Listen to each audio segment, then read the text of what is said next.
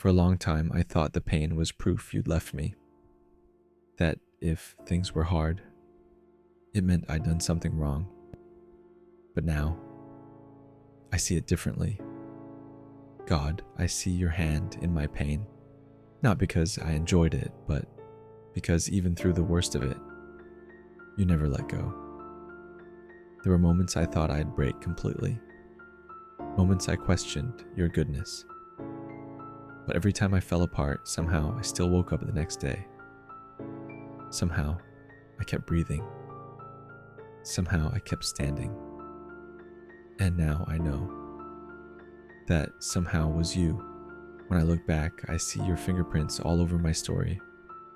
You were there in the heartbreaks that taught me strength. You were there in the silence that trained me to listen. You were there in the delays that forced me to grow. I used to pray for easy seasons, but now I thank you for the hard ones, because they showed me what real faith looks like. Faith isn't proven when everything works. It's proven when nothing does. And you still say, God, I trust you. And through all my tears, you've been faithful. Even when I doubted you, you didn't doubt me. You were patient, kind, and constant. Sometimes I think about how many times you protected me from what I thought I wanted. The doors you closed, I cried over them. But now I thank you for every one of them. Because if you'd said yes to my timing, I'd have missed the miracle that came later. You were writing a story I couldn't read yet, and though I didn't see it then, you were healing me through the very things that hurt me. The betrayal built wisdom. The loss created gratitude. The silence grew faith. The waiting shaped endurance. Now I see you were never far. You were just working quietly, in ways I couldn't see yet. God, I see your hand in my pain, because that pain changed me. It softened my heart toward others. It made me pray more deeply.